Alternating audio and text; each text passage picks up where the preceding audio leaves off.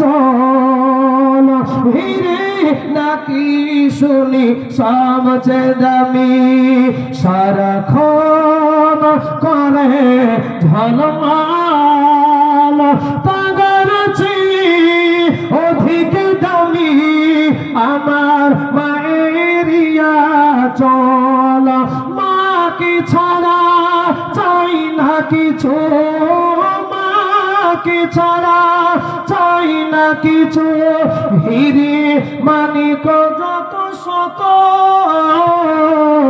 আমি চাঁদকে বলি তুমি সুন্দর না আমার নবীর মতো গোলাপকে বলি তুমি মিষ্টি না আমার মায়ের মতো।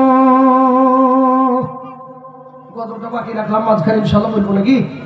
আলহামদুলিল্লাহ, সম্মানীয় মাননীয় নির্বাচিত যোগ্যতম শ্রদ্ধেয় সভাপতি মহাশয়, মঞ্চে উপস্থিত শ্রদ্ধেয় আলেম ওলামায়ে কেরাম, হেফাজে কেরাম, শ্রোতা হিসাবে যারা এসেছেন, আসছেন, আসবেন, জিলেপির দোকানে আছেন, বাদামের দোকানে আছেন, মনোহারির দোকানে আছেন, উভয়কে নিয়ে বলি শ্রেণীগতভাবে বয়োজ্যেষ্ঠ বয় কনিষ্ঠ সমবয়স্ক ভাই এবং আব্বাজি আর এক পর্যায়ে পর্দা নাসিনা মাননীয় শ্রদ্ধেয়া সম্মানিতা মায়েরা এবং বোনেরা, সকলের প্রতি আন্তরিক শুভেচ্ছা ভালোবাসা জানিয়ে কোরআন হাদিসের আলোকে কথা বলার প্রয়াস রাখলাম। আমার তৌফিক ইল্লা বিল্লাহ। যিনারা এখানে বসে আছেন বলেন আমার জন্য না আল্লাহর জন্য? কার জন্য?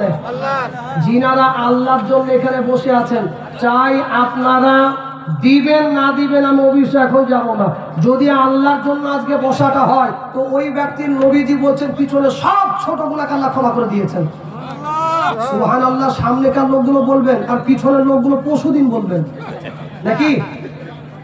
কাজেই শোনো, নবীজি বলেছেন সেই মালিকের প্রতি কৃতজ্ঞতা জানাই যে আল্লাহ আমাকে আপনাকে কবুল করেছেন। আজকের এই মমিনপুর মাদ্রাসা যে এলাকায় থাকে আল্লাহ কোনোদিন সেই এলাকায় বড় গজব দিবেন না, বলুন আলহামদুলিল্লাহ। নবীর কথা, মাদ্রাসায় যে এলাকায় থাকবে সেই এলাকায় আল্লাহ বড় গজব দিবেন না। সে আল্লাহর প্রতি কৃতজ্ঞতা যে আল্লাহ তাআলা জান্নাতের বাগিচাতে বসিয়ে রেখেছেন।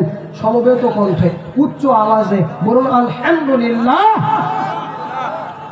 পরে পরে জানাই দোজাহানে নবী সাইয়্যিদুল আম্বিয়া খাতামুন নবিয়্যিন মুহাম্মদ মুস্তাফা, সবাই বলুন সাল্লাল্লাহু আলাইহি ওয়াসাল্লাম। নবীর প্রতি ভালোবাসাপূর্ণ দরুদ সালাম শান্তির ধারা বর্ষিত হতেই থাকুক, বলুন আল্লাহুম্মা আমিন। শুরুতে একটা হাদিস বলি, প্যান্ডেল খুব সুন্দর, যিনারা বসে আছেন নবীজি বলছেন চতুর্দিকে মেয়েদের প্যান্ডেলেও আবার পুরুষদের প্যান্ডেলেও উভয় প্যান্ডেলে হাজার হাজার হাজার ফেরেশতারা চতুর্দিকে হাজরি খাতা নিয়ে বসে আছেন। হাজরি খাতা গোলাম হায়দারের বেটা আব্দুল্লাহ শেখ, জসিমউদ্দিনের বেটা শিফাউদ্দিন শেখ, পরপর আপনার সব নামের লিস্ট ফেরেশতারা তৈরি করে নিয়ে চলে যাবে। কখন? যখন আজকে জালসা শেষ হয়ে যাবে। আল্লাহ পাক জানেন। আচ্ছা বলুন, আজকে মমিনপুরে জালসা আল্লাহ জানেন কি জানেন না? জোরে বলেন। জানে। জানার পরে আল্লাহ এখানে কোথায় গিয়েছিলি? বুঝলাম মুর্শিদাবাদে গিয়েছিলাম। মুর্শিদাবাদে কোথায় গিয়েছিলি রে? মুর্শিদাবাদ বড় জেলা। মুর্শিদাবাদে কোথায়? বুঝলাম ডোমকুল। ডোমকুল মানে? ডোমকুলে বুঝে একটা মাদ্রাসা আছে। আরে ডোমকুলে মাদ্রাসা, অগণিত মাদ্রাসা, তো কোন মাদ্রাসা নাম বলবি তো? ফেরেশতারা আল্লাহর কাছে বলছিলাম মমিনপুরে, মমিনপুর মাদ্রাসায়।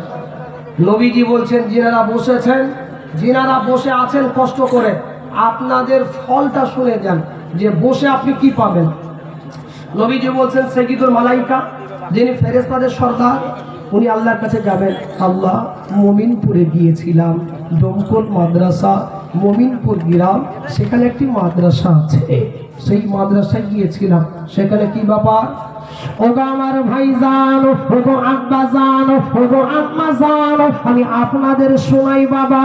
ও ভাই, আল্লাহর নবী বলেন, বিশ্ব নবী বলেছেন, আল্লাহর নবী কি বললেন শুনুন। ফেরেশতারা আজকে জালসার শেষ হওয়ার পরে ফেরেশতারা আল্লাহর কাছে উঠে চলে যাবে। ফেরেশতা রে ওরা কোথা থেকে আসছে আজকে আমাকে একবার খবর দে। বলে মালিক আল্লাহ মুর্শিদাবাদে গিয়েছিলাম, আল্লাহ মুর্শিদাবাদের দমকল থানার ভিতরে আল্লাহ মুমিনপুর মাদ্রাসাতে গিয়েছিলাম। ওরে ফেরেশতা রে একবার খবর দে, মুমিনপুর মাদ্রাসা বহুদিন থেকে আছে, আজকে তোরা নতুন করে 8ই ফেব্রুয়ারি কি খবর দিবি বল। আল্লাহ গো আল্লাহ শীতের সময় শীতের মৌসুমে কষ্ট করে আল্লাহ তোমার বান্দারা চাদর জড়িয়ে মাথায় টুপি পেঁচাইয়া আল্লাহ কষ্ট করে তারা কথা তোমার শুনছিল। বলে কি কথা হলো? বলে আল্লাহ তোমার কুরআনের কথা নবীর হাদিসের কথা শুনছিল। ফেরেশতা রে বলো ফেরেশতারা বলো, তারা কি আমার জান্নাত কি দেখেছে, আমার জাহান্নাম কি তারা দেখেছে? মুমিনপুরের লোক কি দেখলো, দমকলের লোক কি দেখলো? বলে না না না, আল্লাহ তারা জান্নাতও দেখে নাই, আল্লাহ তারা জাহান্নামও দেখে নাই। ওরে ফেরেশতা রে কি কারণে তোরা বসেছিল একবার বলো। ফেরেশতারা বলবে আল্লাহ গো আমাদের মনে হয়েছিল তারা জান্নাতের আশায় বসেছিল। ফেরেশতা রে শোনো ফেরেশতারা শোনো, যারা আমার জান্নাতের আশায় মুমিনপুর মাদ্রাসাতে যারা বসেছিল আমি আল্লাহ তাআলা তাদের সমস্ত সাগীরা গুনাহ ক্ষমা করে দিলাম। নবীজি বলছেন খালি তাই না, ফেরেশতারাকে আল্লাহ বলছেন যারা যারা বসেছিল কিয়ামতের দিনে তোরা সুপারিশ করবি। যারা যারা বসেছিল ওই কোরআনের কারখানায় ওই কোরআনের মাহফিলে আল্লাহ কিয়ামতের দিনে যদি কবুল হয়ে যায় কিয়ামতের দিনে এটা জান্নাতের জারিয়া হয়ে যাবে। বলুন সুবহানাল্লাহ।